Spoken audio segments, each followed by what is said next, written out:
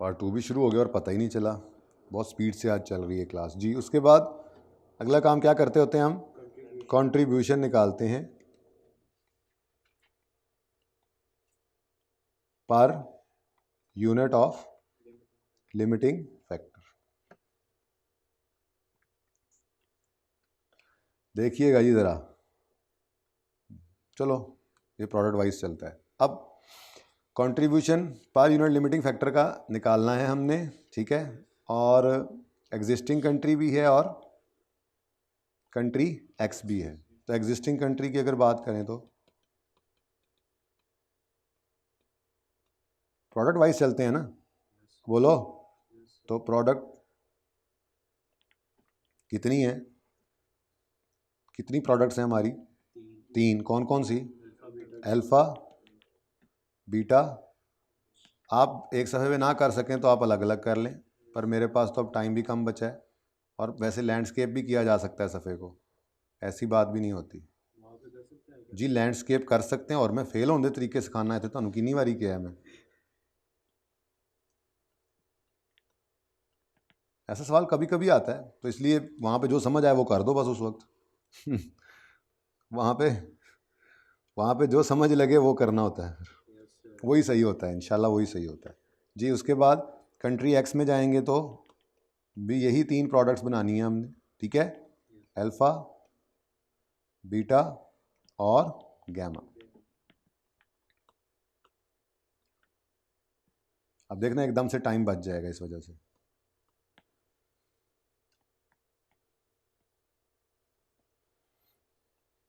बल्कि एक काम कर लेते हैं, यहाँ पे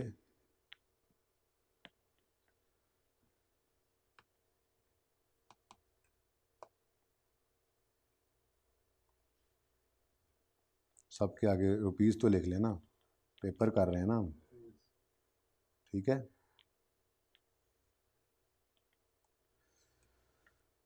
जी। तो rupees in rupees per unit है, तो यहाँ पर सारा डाटा रुपीज़ में आ जाएगा हमारा। ओके डन, चलो। अच्छा जी, अब फॉर्मेट तैयार है, अब शुरू करते हैं जी काम। चूँकि दोनों ने ही चलना है, आपको पता है दोनों मुल्कों ने चलना है, तो आपको एक मुल्क में सेल प्राइस लेनी है, दूसरे मुल्क में तो वो स्लैश डाल के लिख लेंगे जैसे मैंने कल कहा था, लेकिन क्योंकि फॉर्मेट इकट्ठा बनाया हुआ है ना, ठीक है, ये ज़रा मैंने अलग कर दिया दोनों को, दोनों कंट्रीज़ को। अब फिलहाल चलते हैं अपनी एग्जिस्टिंग कंट्री में, ठीक है। एग्जिस्टिंग कंट्री में सेल प्राइस पर यूनिट,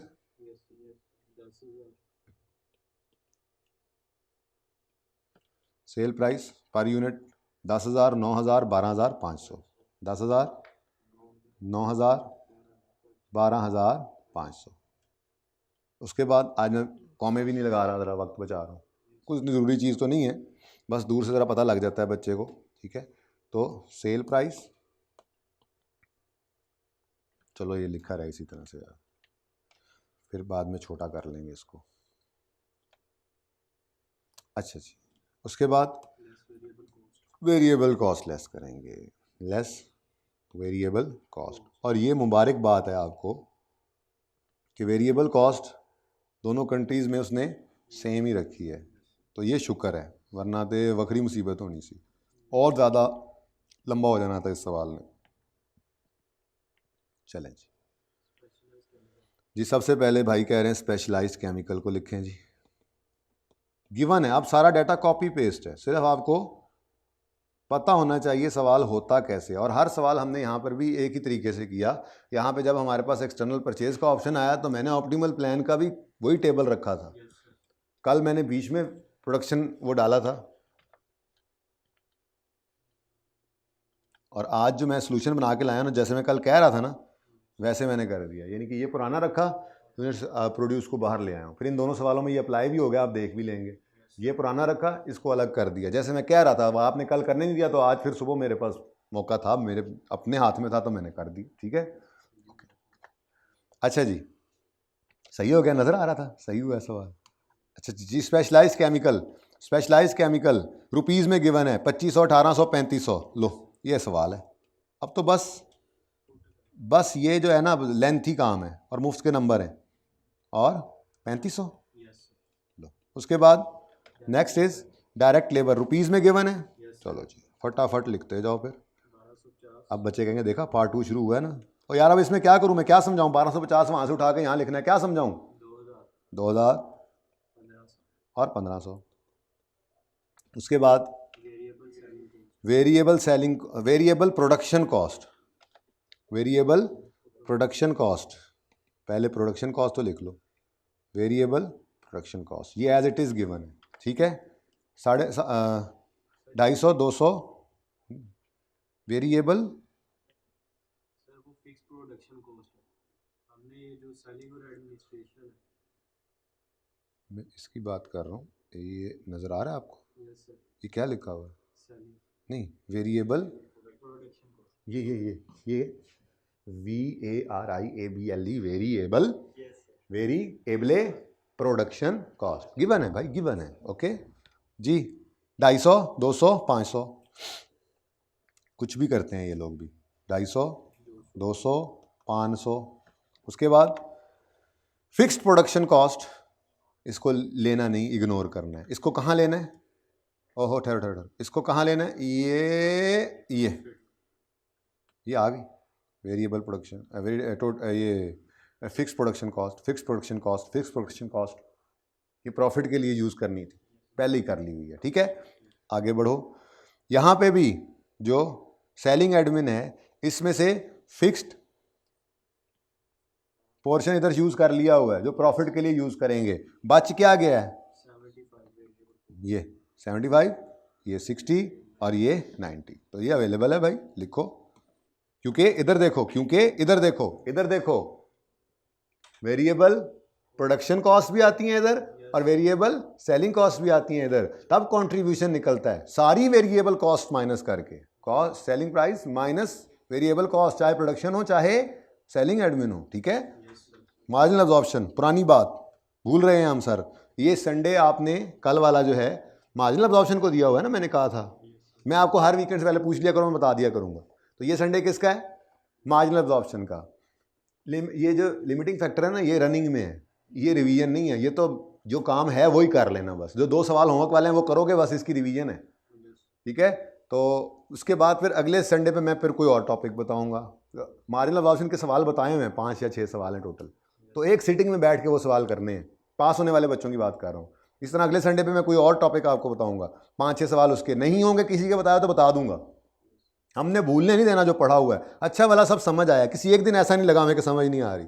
अब वाहिद मसला क्या हो सकता है? हम भूल जाएं, पर्चे में जाते हुए भूल जाएं, तो उसका हल ये है। तो मार्जिनल अब्जॉर्प्शन के 6 सवाल एक सीटिंग में कहीं रफ कॉपी पे करोगे ना, मंडे को मैंने चेक करना है, असगर नोट कर लें, मंडे को मैंने चेक करना है मार्जिनल अब्जॉर्प्शन के ये तो होमवर्क चेक होगा ही ना, ये तो चेक हो गई। 2-2 छुट्टियां आप करें संडे के अलावा और कुछ करें भी ना, घर आने जाने का टाइम भी बच रहा है, ऐसे तो नहीं माफ़ी मिलेगी आपको, ठीक है। तो आप लोग और ऑनलाइन वालों, अल्लाह देख रहा है ना आप लोगों को, आपने भी करना है, ठीक है ना। ये 2 सवाल जो आज वाले होमवर्क में वो तो करना ही है। आपने मार्जिनल अब्जॉर्प्शन के जो सवाल मैंने आपको लिखवाए थे, 6 सवाल थे या 7 से मेरे ख्याल से, ठीक है। ज़रा क्लास के एंड पे याद करवाना, वो भी एक जगह पे लिखे थे, मैं निकाल के दिखा दूंगा। वो सवाल भाई ने लिखे भी हुए हैं, इन्होंने भी लिखे हुए हैं माशाल्लाह, दोनों बच्चों ने लिखे हुए हैं। ये एक सिटिंग में करने का मतलब ये है, किसी रफ कॉपी पे किसी सफ़े पे कहीं तो करोगे ना, ज़बानी तो नहीं करोगे, चाहे किसी रफ कॉपी पे किसी सफ़े पे कहीं पे भी किए हैं, वो जहाँ पे भी करो वो साथ लेके आना है मंडे को। एक सिटिंग का मतलब होगा इकट्ठे किए हुए हैं, स्टार्टिंग टाइम भी लिखना, एंडिंग टाइम भी लिखना, 2.5 से 3 घंटे के अंदर वो करके आपने मार्जिनल ऑप्शन को कहना है अल्लाह तू पे साइड पे हो गया, टॉपिक रिवाइज।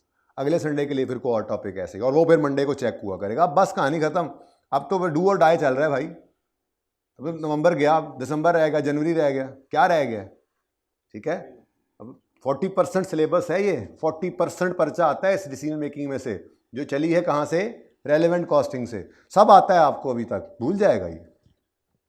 तो इसलिए पिछलों को याद रखें, जब डिसीजन मेकिंग नज़दीक लगेगी ना, ख़त्म होने लगेगी, तो फिर संडेज़ में ये रिवीजन चल पड़ेगी। फिर मैं आपको रेलेवेंट कॉस्टिंग, इस तरह से फिर लिमिटिंग फैक्टर, फिर शट डाउन, फिर इस तरह से करके हम हर संडे पे एक एक चीज़, ये वैसे एक ही टॉपिक चल रहा है डिसीजन मेकिंग के अंदर, लिमिटिंग फैक्टर था, अब इसी के अंदर शट डाउन, इसी के अंदर वो आउटसोर्सिंग वाला, इसी के अंदर ये आगे 3-4 ऑप्शन हैं जो आपको बताए हुए हैं, ठीक है ना। तो हर चीज़ रिवाइज करेंगे एक एक संडे को, और मंडे को चेक हुआ करेगी। तो ये असगर आपने याद करवाना है, वरना आप बेंच पे खड़े होंगे, ठीक है। अब असगर से जिसकी असगर इतना अच्छा बच्चा है, इससे किसी की दुश्मनी कोई नहीं है कि मुझे क्या कह दे आके, किसी की तो होगी घर बैठे हुओं को। याद कराना मुझे मंडे को, असगर ने याद नहीं कराया। ए ना हो जी दुश्मनी हो होगी ना करके है, लेकिन मैंने नहीं कराना याद जी। वेरिएबल प्रोडक्शन कॉस्ट के बाद variable selling and admin cost जी निकाल ली थी हमने, लेकिन इसका हल पता है क्या है? इसका हल ये है 30% वेरिएबल है ना, तो आप भी यहाँ पर ऐसे कर दें @30%, बस काफ़ी है, बता दिया उसको, ठीक है। तो टोटल जो उसने दिया हुआ है उसका 30% फिर आप करते चले गए, 75, 60 और 90, ठीक है जी। और कुछ रह तो नहीं गया, तो फिर इसका टोटल कर लेते हैं जी। टोटल वेरिएबल कॉस्ट बताओ अल्फ़ा की 40, आखिरी लंबा सवाल है वैसे, है ना, सिर्फ डाटा बस 4075, बीच में मेरी बातें भी तो हैं, 4060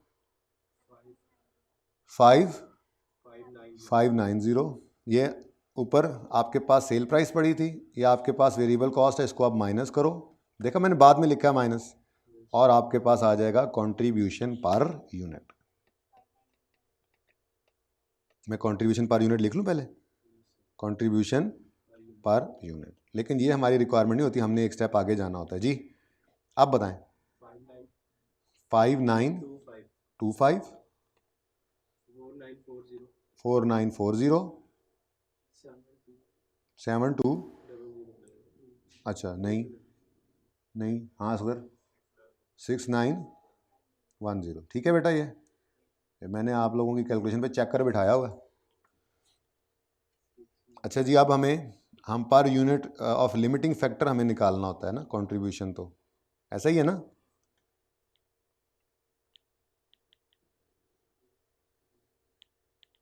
तो हमारा लिमिटिंग फैक्टर क्या है यहाँ पर? हमारा लिमिटिंग फैक्टर क्या है? Specialised chemical. ओए हो, ये वाली लाइन थी तो मुझे पहले क्यों नहीं बताया? ओए हो, आखिर ही अलग अलग किया हमने, है ना। ओए हो, चेक किया फिर आपने, हैं? अच्छा जी, वापस आए, हो गया चेक जी। यहाँ पर हमारा लिमिटिंग फैक्टर है, डिवाइड कर दो लिमिटिंग फैक्टर पर यूनिट लिख लो ना, आगे भी तो चलना है ना, इसने तो आगे भी तो चलना है ना, तो एक ही लिख देते हैं लिमिटिंग फैक्टर पर यूनिट। अब यहाँ पे लिमिटिंग फैक्टर क्या था? स्पेशलाइज केमिकल रुपीज़ में ये 2500, 1800, 3500, यही है। तो 2500, 1800, 3500। आज मैं कॉमाज नहीं लगा रहा, आज मैं वक्त बचा रहा हूँ अपने लिए, आपके लिए। आप कॉम हैं, मैं बाबा कॉम नहीं हूँ मैं वैसे जी। 2.37, 2.74, 1.97, लो जी, नंबर 1, नंबर 2, नंबर 3, ठीक है जी। मैं तो कहता हूँ इस वर्किंग को पूरा कर ही जाएं फिर, क्या ख्याल है? तो यहीं तक ही आएगी ये वर्किंग भी।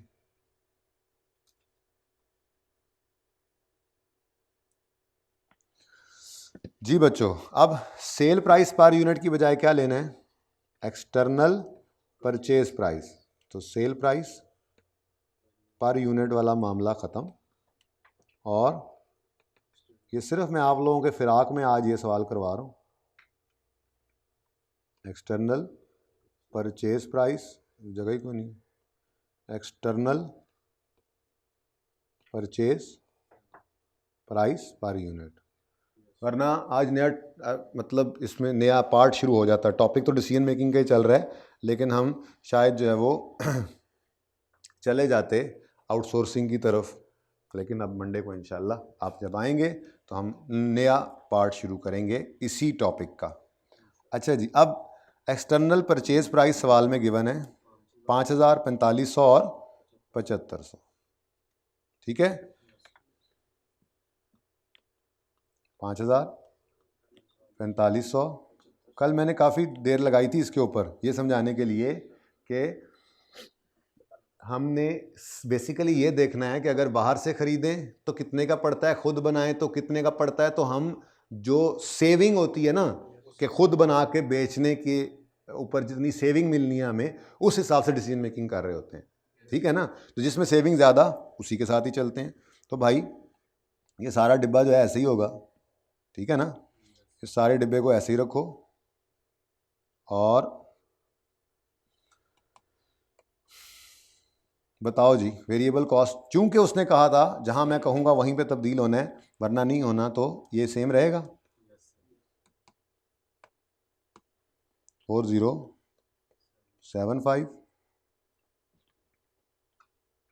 उसके बाद 40605590। अब बताओ जी कंट्रीब्यूशन पर यूनिट कितना आ रहा है? 925। ये 925 तो होता है नौकरी, अच्छा 925 जी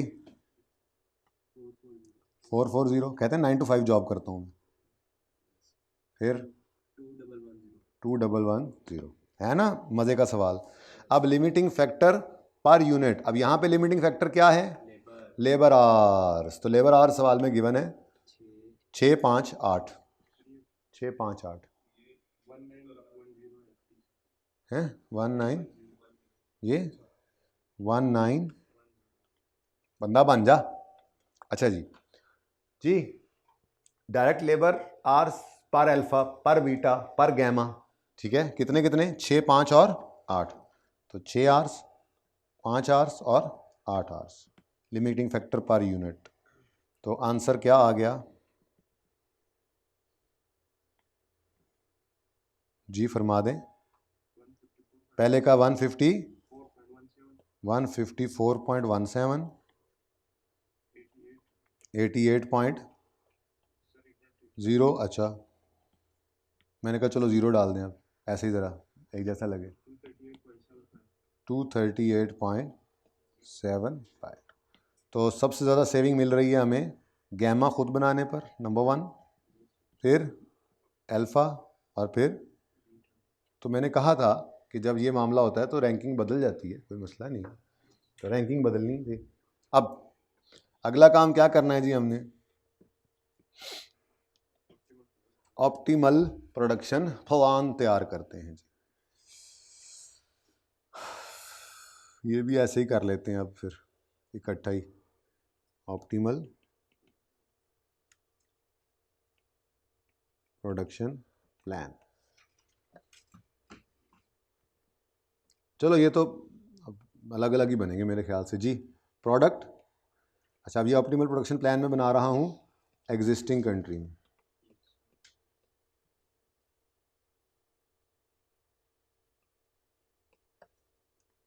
ये नहीं मुकदा आज सवाल, ये नहीं जो मुकदा जी। क्या होता है ये हमारा format? Product units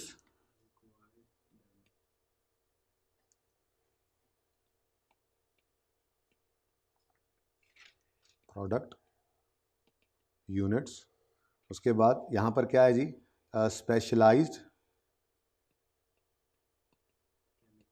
specialised chemical हमारा लिमिटिंग फैक्टर है ना, ठीक है जी।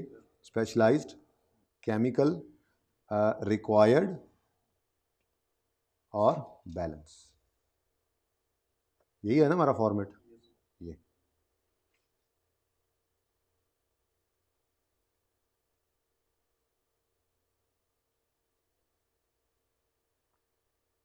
लेकिन ये रुपीज़ में है ना, पता है आपको, रुपीज़ के अंदर, रुपीज़ इन मिलियन, ठीक है ना, rupees million, specialised chemical rupees million, ये बैलेंस हमारे पास जो होगा और जो रिक्वायरमेंट है, ठीक है।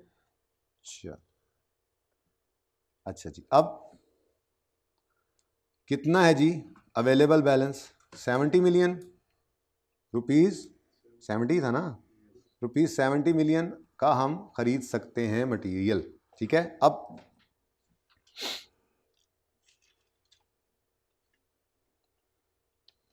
चलो शुरू करते हैं जी काम। अब रैंकिंग क्या है जी? रैंकिंग क्या है हमारी? सामने ऊपर रैंकिंग नज़र आ रही है। अब मैं ऊपर वाला नाम अगर ना भी ओपन करूं तो ये समझ आ रही है, ये अल्फ़ा है, ये बीटा, ये गैमा है। मेहरबानी करो, है इतनी तो। बीटा सबसे पहले बनाना है, ठीक है। बीटा की मैक्सिमम डिमांड से पहले 4000 मत भूल जाना, ठीक है। तो सबसे पहले हम क्या किया करते थे, सबसे पहले जी कमिटेड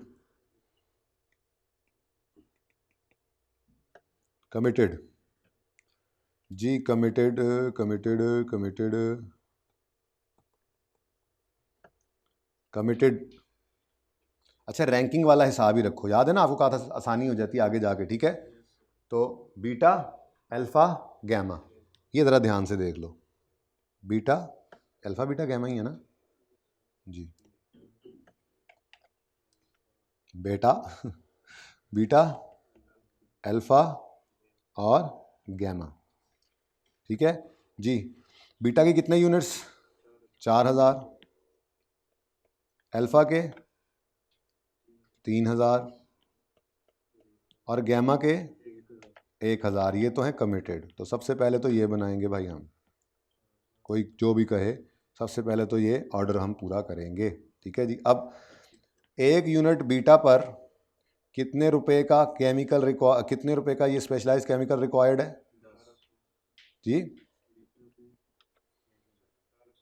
जी ये देखें, बहुत लंबा सवाल है और कुछ भी नहीं है इसमें, देखें आपको समझ सब आ रहा है, संभल नहीं रहा।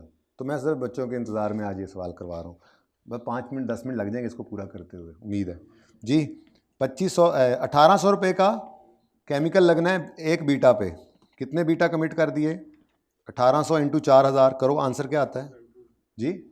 हाँ 1800 इंटू 4000 करोगे ना तो मुकम्मल फिगर आएगी यार, 70 मिलियन। तकलीफ आप लोगों को होनी शुरू हो गई, ये लो अब ठीक है। हाँ।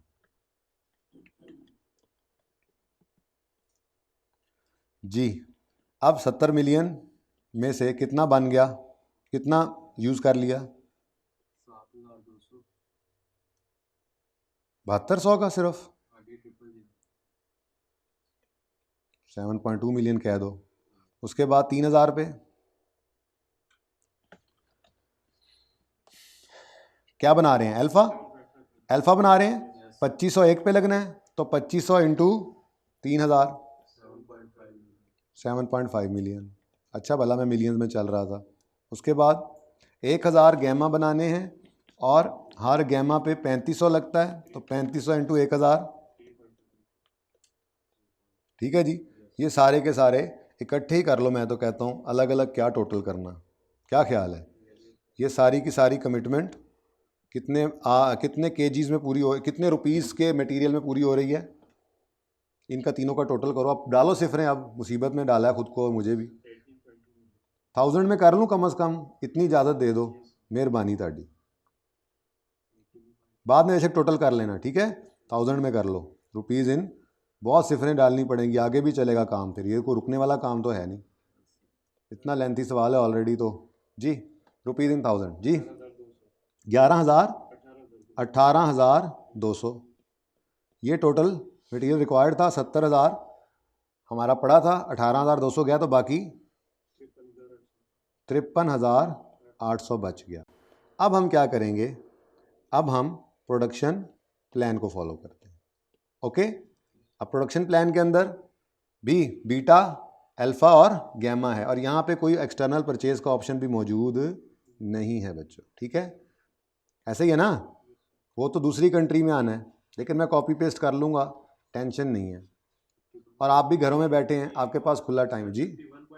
अच्छा जी 51.8 कर देते हैं, ज़रा सही सी कैलकुलेशन कराओ, बच्चे कम हैं, ज़्यादा बच्चों में कैलकुलेशन की गलती कम होती है। पहले 2 बच्चे बैठे हों तो बड़ा ध्यान करना होता है। फ़ौरन बताओ भाई आप भी, ये भाई वेला क्यों बैठा है, FR1 वाला टी है, कैलकुलेटर दो इसको भी, कुछ तो करें। मैं उधर गया ही नहीं, मैं वैसे ही खड़ा होकर पढ़ाई जा रहा हूँ, बैठ के पढ़ा लेता आज, अब याद आया जी। बीटा, बीटा 4000 तो बन गए, ठीक है, बनाने थे टोटल 16, अब बाकी रह गए 12, तो 12000 बनाने हैं और हर बीटा पर लगना है 1800 का मटेरियल। तो 12000 इंटू 1800 करो, कितना आता है, ये तो अवेलेबल है 21600, तो ये हम यूज़ करेंगे और पूरे 12000 बीटा बना डालेंगे। उसके बाद नंबर आता है रैंकिंग में अल्फ़ा का ये अल्फ़ा का नंबर आ गया, तो अल्फ़ा जी, अब अल्फ़ा जो है वो हमने कुछ बना लिए थे कमिटेड वाले, 9000 मज़ीद बनाने हैं, और हर अल्फ़ा के ऊपर लगता है 2500 का ये मटेरियल, तो 9000 इंटू 2500 करो अल्लाह का नाम लेके जी। अच्छा, यहाँ पे बाकी आपने नहीं निकाले, 30,200 कितने चाहिए जी अल्फ़ा के लिए? ये तो अवेलेबल है 22,500, तो आपने सारे के सारे अल्फ़ा बना लेने हैं। कितने? सारे मतलब 9000। ठीक है जी। उसके बाद बारी आती है अब गामे पहलवान की। जब गामे पहलवान की बारी आई तो हमने इसके 1000 यूनिट्स तो बना लिए हुए थे, मज़ीद हम 3000 बना सकते हैं, और हर गामे पे 3500 का मटेरियल लगता है, तो 3000 इंटू 3500 करो। यहाँ पे बकाया नहीं बताया, 7000। हाँ जी, 3000 गामे बना सकते हैं और हर गामे पे 3500 का मटेरियल लगता है, तो 3500 इंटू 3000। ओ नो, ये नहीं बन सकता। अब 7700 रुपये का मटेरियल हम मज़ीद ख़रीद सकते हैं और हर गामे पे 3500 का मटेरियल लगता है। ठीक है, ये क्या है जी? रुपीज़, और ये क्या है? पर यूनिट, लेकिन 1000 में चल रहा है ये, ठीक है ना जी। 2200 गामे बनाएंगे और ये 7700 आवर्स यूज़ हो जाएंगे और यहाँ पे काम खत्म। तो ये हमारा प्रोडक्शन प्लान बन गया। ठीक है जी।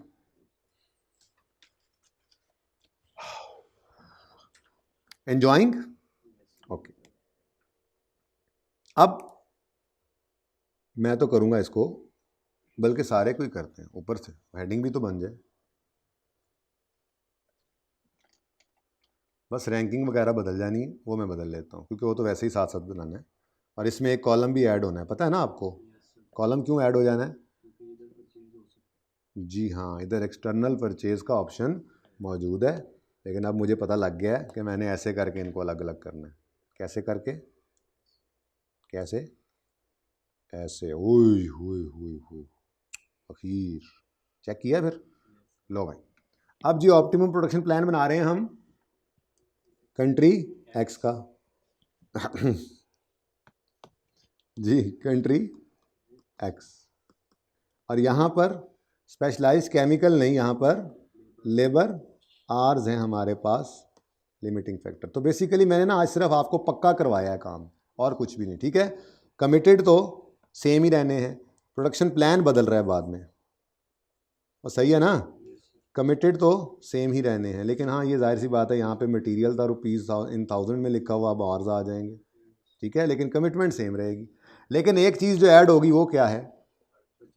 हाँ जी, तो ये यूनिट्स क्या हैं? ये यूनिट्स प्रोड्यूस्ड हैं, और हम इसके बाद जो बचत हो जाएगी, जो रह जाएंगे, यहाँ पर ऑप्शन मौजूद है यूनिट्स परचेज करने की। ठीक है ना? तो ये वाला कॉलम नया पड़ गया बीच में, ये कंट्री एक्स में ऑप्शन अवेलेबल है। तो ठीक है, करें शुरू काम। चलो, हाँ जी, टोटल कितने लेबर आवर्स हैं अवेलेबल हमें? 1 लाख। तो यहाँ पे हमने बैलेंस में आके लिखा 100,000 लेबर आवर्स। ठीक है जी। अब 4000 बीटे बनाने हैं, हर बीटे पे 6, ये आसान है ज़रा, तो 4000 इंटू 6, 4000 इंटू 6 भाई, 4000 बीटे नहीं बनाने कमिटमेंट में? क्या कमिटमेंट में? बेटा कमिटमेंट पे तो रैंकिंग लगती नहीं है ना, मैंने आपको कहा हुआ है कमिटमेंट पे कौन सी रैंकिंग है, इसीलिए तो मैंने वही लिखा है सेम। कमिटमेंट तो कमिटमेंट है, वो पहले और फिर रैंकिंग। ठीक है, तो तरतीब वही रखें। हाँ हाँ हाँ, ये आप ज़रूर कह सकते हैं कि सर यहाँ पे चूँकि बाद में फिर आपने फंस जाना है, तो आप पहले गैमा लिख लें, ये सही है। ठीक है, अब मैं दोबारा लिख लेता हूँ, मुझे ये मुसीबत है, लेकिन सेम रहना है, गैमा फिर अल्फ़ा, मतलब कि हमें कोई लिमिटेशन कोई नहीं है। ये मैंने सिर्फ किस लिए किया है? ताकि नीचे प्रोडक्शन प्लान में जब ये आए तो ज़रा ऐड अप करने में आसानी रहे। ठीक है, और कोई वजह नहीं थी। ठीक है, अच्छा, तो गैमा 1000 कमिटेड है, और अल्फ़ा 4000, और बीटा 3000। अच्छा अल्फ़ा 3 है और बीटा, देखा बस ये सवाल ऐसे ही है, पर्चे में भी ये ऐसे ही होना है, मेरे से भी ऐसे ही होता, सचमुच कह रहा हूँ। ऐसे सवाल होते हैं पर्चे में सिर्फ टाइम ज़ाया करने के लिए। तो ऐसे सवालों का हल क्या होता है, मार्क्स इंटू 1.8। जब वक्त पूरा हो जाए, अल्लाह हाफिज़ भाई, फिर मिलेंगे अगर टाइम बचा तो। चलो कितने बनते हैं 1.8 मार्क्स इंटू 1.8, 15 इंटू 1.8 करो, 27 मिनट बन जाते हैं। तो इसमें चलो 2-3 मिनट और लगा लो, आधे घंटे बाद को। अच्छा भाईजान फिर मिलेंगे अगर टाइम बचा तो, वरना ये मरवा देते हैं सवाल। अच्छा जी, अब 1000 गैमे बनाने हैं, हर गैमे पे 8, तो फिर 1000 गैमों पे 8000 रिक्वायर्ड थे, हमने बना डाले और यहाँ बच गए 92,000। अब ये डायरेक्ट चल रहा है, ईजी है ज़रा। 3000 एल्फे बनाने हैं, हर एल्फे पे 6, तो 6 तिया 18,000 जी। बाकी कितने बच गए? नहीं, 9200 में से 18,000 निकालो ना बैलेंस। अच्छा वो इकट्ठा करना है, ठीक है ठीक, सॉरी इकट्ठा करेंगे इकट्ठा जी। 4000 बीटे बनाने हैं, हर बीटे पे 5, तो कितने? 20,000।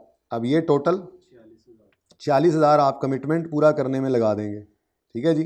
तो बाकी बच गए आपके पास। अब ये है बैलेंस, अब इसको प्रोडक्शन प्लान के हिसाब से चलाएं। अब आपने बनाने की कोशिश करनी है इधर इस मुल्क में गैमा, ठीक है। गैमा मैक्सिमम 4000 बना सकते हैं और हर गैमे पे 8 आर्स चाहिए, तो 4000 इंटू 8 करें। ना 4000 में से 1000 तो बना चुके हैं, सॉरी, तो ये इसलिए वर्किंग 1 काम आ रही है। 3000 गैमे बनाना चाह रहे हैं और हर गैमे पे 8 घंटे, तो 3000 इंटू 8 24,000 अवेलेबल हैं, यूज़ करो और 3000 गैमे बनाओ। बकाया कितने बच गए? 30,000। उसके बाद नंबर 2 क्या है, अल्फ़ा बना लो। अब अल्फ़ा भी हम 3000 बना चुके हैं, 9000 मज़ीद बना सकते हैं और हर अल्फ़ा पे लगता है 6 घंटा, तो 9000 इंटू 6 कितना? ओ माय गॉड, क्या हुआ? तो कुछ बना लेंगे, बाकी खरीद लेंगे, ठीक है जी। अब क्या है जी, अल्फ़ा, अल्फ़ा बना लेते हैं जी। अल्फ़ा बनाओ जी। अल्फ़ा वाले 30,000 आर्स पड़े हैं और हर अल्फ़ा पे 6 आर्स लगते हैं, तो टोटल कितने अल्फ़ा बन सकते हैं? 5,000 अल्फ़ा बनेंगे और ये 30,000 ख़त्म, ठीक है। अब यहाँ जगह तंग है, वैसे मैंने ना आपके सॉल्यूशंस के अंदर अगर आप देखें तो मैंने ये काम किया हुआ है, आगे दूसरी वर्किंग भी शो की है। 6500 बनाने थे, ठीक है, 4125 बन गए, बाकी ख़रीदने हैं, तो वो 6500 में से 4125 माइनस करके मैंने ये वर्किंग शो की हुई है। तो यहाँ पे अब मेरे पास जगह नहीं है, इसलिए माजरत के साथ आप गुजारा करें, ठीक है ना। यहाँ पे मैं डायरेक्ट ही कर रहा हूँ कि आप ज़बानी बताओ बनाने कितने थे? 9000, 5000 बन गए, तो बाकी 4000 जाके ख़रीद लो, ठीक है। ऐसे ही आगे बढ़ो, आगे क्या बच गया? अब बीटा, अब सारे का सारा क्या कर लोगे? खरीद लोगे, क्योंकि अब प्रोडक्शन कैपेसिटी तो आपके पास बची नहीं, लेबर आवर्स ख़त्म हो गए हुए हैं, ठीक है। तो बीटा, एक मिनट जी, बीटा हमने 4000 बना लिए हुए थे कमिटमेंट में, बाकी कितने? ये 12,000 जाके खरीद लो। एंजॉइंग द क्वेश्चन, बस यही इस क्वेश्चन की मार थी जिस वजह से मेरा दिल था कि आप पहले करके आते। अब नेक्स्ट स्टेप जो है वो मैं फॉर्मेट बना के आपको छुट्टी दे रहा हूँ, उसको कंप्लीट कीजिएगा। नेक्स्ट स्टेप क्या है, अभी ना यूनिट्स को देखकर मैं नहीं अंदाज़ा लगा सकता, मुझे प्रॉफिट्स तो निकालने ही पड़ेंगे, ठीक है। तो प्रॉफिट्स के लिए आपको प्रॉफिट स्टेटमेंट बनानी पड़ेगी, ठीक है। तो अगला काम अब करते हैं, जो आपने करना है वैसे तो ऐसे ही कर लेना ना, एक कॉलम छोटा सा, एक ही अब सिंगल कॉलम बनेगा, एक कॉलम एग्जिस्टिंग कंट्री, एक कॉलम कंट्री एक्स के लिए, ठीक है ना। लेकिन फ़र्क क्या होगा, बड़ी तफसील से ध्यान से कल करवा दूंगा, मतलब मंडे को, लेकिन पहले आपने ट्राई करना है। ऐसा कर लेते हैं, इनको कल शाम को मुझे याद करवाना, ये सोल्यूशन बाकी तो इनका बन गया है, ये प्रॉफिट स्टेटमेंट मैं बना दूंगा, लेकिन कल शाम को इसलिए ताकि पहले एक बार आप बना लें, ठीक है। बना के मैं आज ही दे के जाऊँगा, आप इनको भेजना नहीं है कल शाम से पहले। अच्छा जी, अब अगला काम हमने करना है,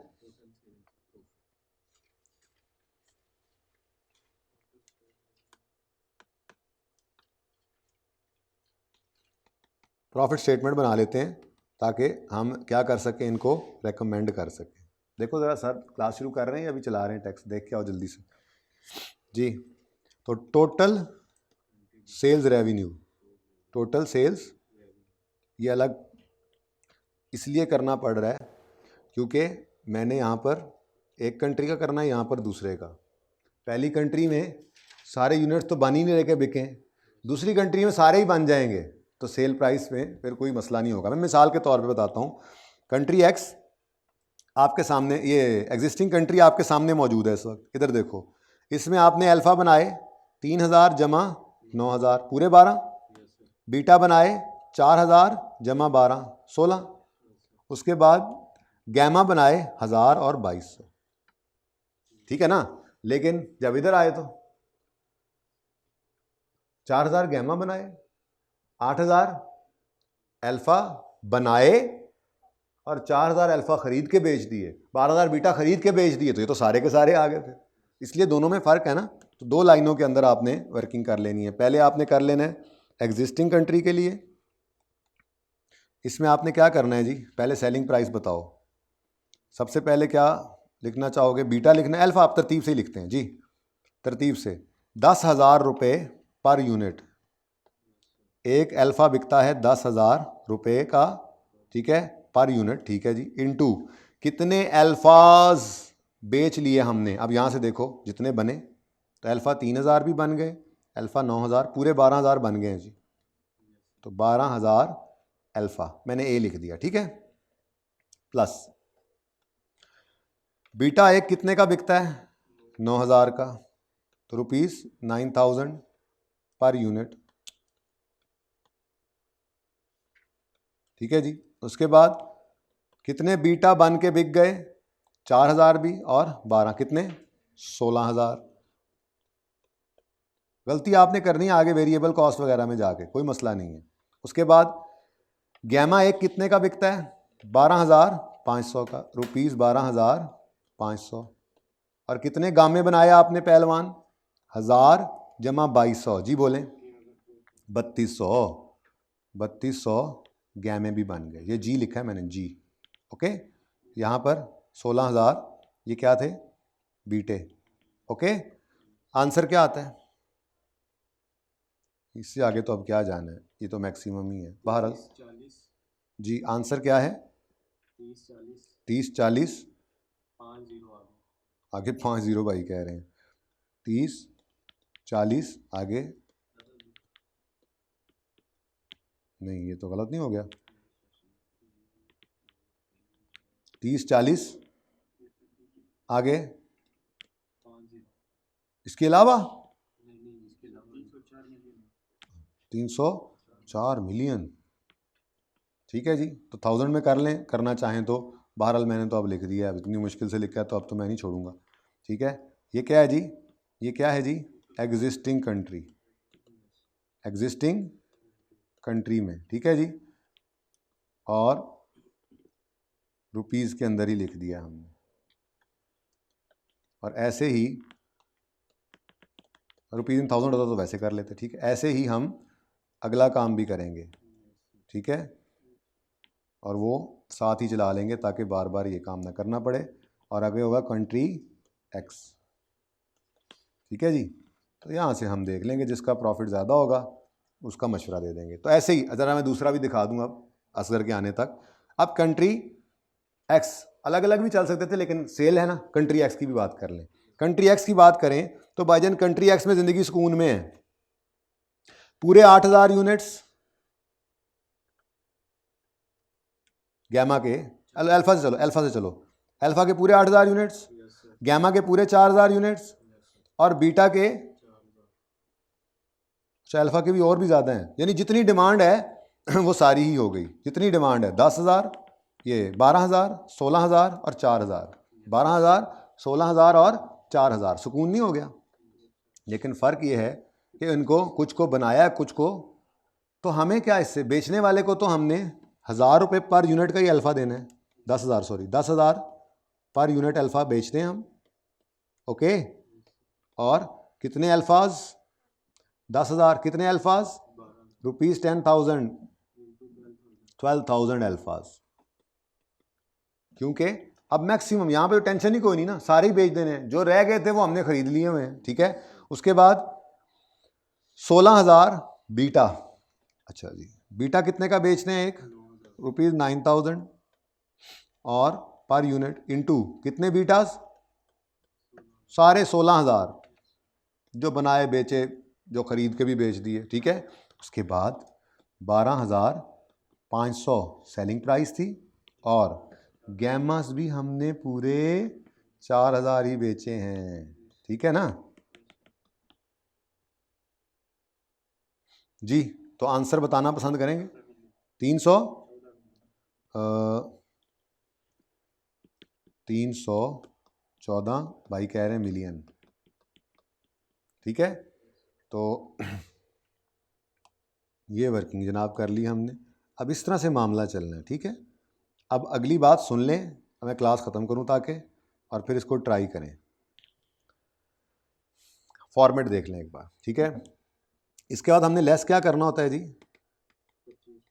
वेरिएबल कॉस्ट्स, ठीक है जी। और वेरिएबल कॉस्ट के अंदर वेरिएबल प्रोडक्शन कॉस्ट भी आती है, वेरिएबल सेलिंग कॉस्ट भी आती है। लेकिन आज एक नई चीज़ है जो कल भी करवाई थी, कल एक सवाल किया था, कल वाला सवाल इधर किया था नहीं उधर, कल वाला सवाल उधर किया था ना, बोर्ड पे किया था ना। प्रॉफिट स्टेटमेंट उधर ही बनाई थी या यहाँ बनाई थी, मुझे लगता है प्रॉफिट स्टेटमेंट तो हमने यहाँ बनाई थी। अच्छा सॉरी, हाँ हाँ ये देखो यहाँ नहीं बनाई, ये हालांकि ये रिक्वायर्ड नहीं था, ज़बरदस्ती किया था, सिर्फ ये बताना चाह रहा था। Variable production cost, variable purchase cost और वेरिएबल सेलिंग कॉस्ट, तो यही तीन चीज़ें आनी है, यही तीन चीज़ें आनी है, ठीक है। वेरिएबल प्रोडक्शन कॉस्ट, अच्छा अब प्रोडक्शन कॉस्ट जो है बच्चों, रेडी है क्लास, ठीक है, बस मैं 2 मिनट में ख़त्म कर रहा हूँ, सर की क्लास रेडी है। प्रोडक्शन कॉस्ट भाई दोनों की अलग अलग आनी है, क्योंकि एग्जिस्टिंग कंट्री में हमने डिफरेंट यूनिट्स प्रोड्यूस किए हैं और कंट्री एक्स में डिफरेंट प्रोड्यूस किए हैं, ऐसे ही है ना।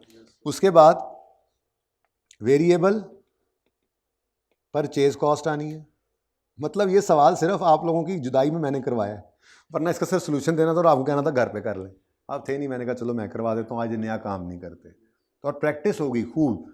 अब इस टॉपिक में आपके हाथ पांव सीधे हो गए इस सवाल की बरकत से, ठीक है। अच्छा जी, वेरिएबल परचेज कॉस्ट में सिर्फ एक ही आना है, और वो कौन सा होगा, कंट्री एक्स का, क्योंकि यूज़ ही नहीं कर रहे वहाँ पे तो ऑप्शन ही नहीं है हमारे पास एग्जिस्टिंग कंट्री में। उसके बाद वेरिएबल सेलिंग कॉस्ट। अच्छा अब ये जो वेरिएबल सेलिंग कॉस्ट है ना बच्चों,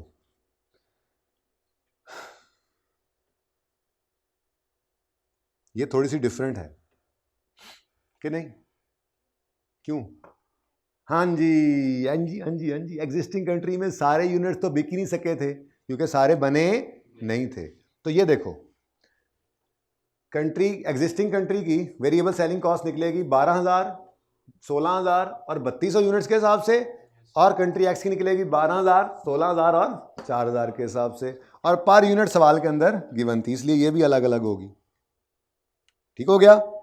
इसके बाद आप पहुंच जाएंगे कंट्रीब्यूशन पर, ठीक है। जब कंट्रीब्यूशन पे पहुंच जाएंगे तो फिर फिक्स कॉस्ट माइनस करनी पड़ेगी आपको प्रॉफिट तक जाने के लिए ना, ठीक है। और वो फिक्स कॉस्ट मैंने आपसे पहले ही निकलवा ली हुई है। ये इतने दूर क्यों हो भाई, तुम करीब आ जाओ, इतने दूर ना रहो, करीब आ जाओ, बच्चों ने फॉर्मेट की तस्वीर खींच के जानी है, ठीक है जी। अच्छा अब यहाँ से आप पहुँच जाओगे कंट्रीब्यूशन पर,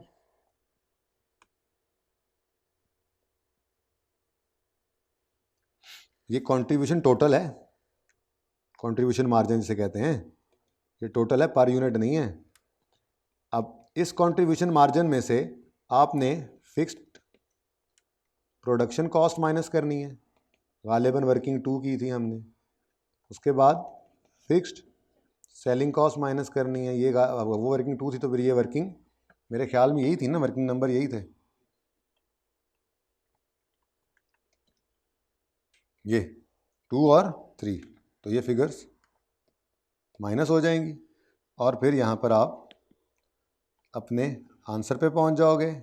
इंशाल्लाह ये आप कर लोगे। सॉल्यूशन आपके साथ शेयर किया जाएगा, लेकिन लेट नाइट जब भी कर दिया जाए आपने ये इंश्योर करना है कि आप उसको ना देखें जब तक कि आप क्वेश्चन कर ना लें। ठीक है जी।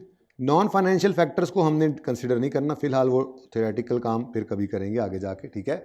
इधर जिस कंट्री में प्रॉफिट ज़्यादा आ रहा होगा हम कहेंगे वही ठीक है, अगर एग्जिस्टिंग में ज़्यादा आ गया तो ये तो देखने वाली बात है। तो ये समझ आई है, थोड़ा सा कुछ गुजारा हुआ है। चलो ठीक है जी, तो यहाँ पे लेक्चर एंड करते हैं। ये सवाल का प्रॉफिट आपने निकाल लेना है, मैंने सब कुछ बता दिया है वैसे। ठीक है। प्रोडक्शन कॉस्ट निकलेगी 10,000, 9,000, 12,500, ये तो सेलिंग प्राइस थी ना। ठीक है। प्रोडक्शन कॉस्ट कहाँ पे पड़ी हुई है हमारी? प्रोडक्शन कॉस्ट ये केमिकल, लेबर और वेरिएबल, ये तीन है। ज़रा ध्यान से देख लो, ये तीन है। ठीक है। ये प्रोडक्शन कॉस्ट एग्जिस्टिंग कंट्री के अंदर इन पे लग जाएगी। ये सारे यूनिट्स ही प्रोड्यूस किए हैं, यहाँ पे ख़रीदा तो कोई था नहीं। ठीक है। कंट्री एक्स के लिए प्रोडक्शन वाले यूनिट्स ये अलग पड़े हैं और सेल ये परचेज़ वाले अलग से हैं। तो प्रोडक्शन के ऊपर उसी तरह से और परचेज़ वालों पे अलग से परचेज़ कॉस्ट। ठीक है। और जब सेलिंग कॉस्ट निकालोगे तो सेलिंग कॉस्ट भी सोल्ड यूनिट्स के हिसाब से। ये इंशाल्लाह आपको, भाई मैं ना इसी को पूरा करके ना मेरे दोस्त, ये इसी को पूरा करके ना मैं तो आपको तस्वीर भेज दूंगा, फिर टाइप करते रहना बैठ के सुकून से ज़िंदगी में। ठीक है। ठीक है बच्चों, इसकी पिक्चर ले लो आप। ये जो फॉर्मेट टाइप बना है, गुजारा हो रहा है, नज़र आ रहा है? ठीक है जी। और इसी हैंडआउट के अंदर आज 2 क्वेश्चंस हैं आपके होमवर्क में, ये भी देख लें ताकि बस ख़त्म करें इसकी कहानी। अब इंशाल्लाह मंडे को नया टॉपिक शुरू करेंगे। ठीक है। तो आज के सवाल के अंदर, आज के हैंडआउट के अंदर आपको कोई नया सवाल मैंने इधर से नहीं करवाना था। मैंने 14 सवाल डिस्कस किया। हाँ, इनके मैं सॉल्यूशन नहीं डिस्कस कर सका। अगर कोई प्रॉब्लम थी तो, वैसे क्वेश्चन 11, 12, 13 में कोई प्रॉब्लम थी? जो अगर थी भी तो देख लेना सॉल्यूशन के अंदर, ना समझ आए तो मंडे को डिस्कस करेंगे। ठीक है। क्वेश्चन नंबर 15 और क्वेश्चन नंबर 16, ये 2 स्प्रिंग 13 और ऑटम 12 का सवाल ये आप कर लीजिएगा इंशाल्लाह। उसके बाद नया टॉपिक शुरू करेंगे हम। ये थोड़ा टेक्निकल सवाल है, ये थोड़ा टेक्निकल है। ठीक है। तो बहरहाल हाथ पांव मारना सीखें, सवाल जैसा मर्जी आए। अल्लाह हाफिज़।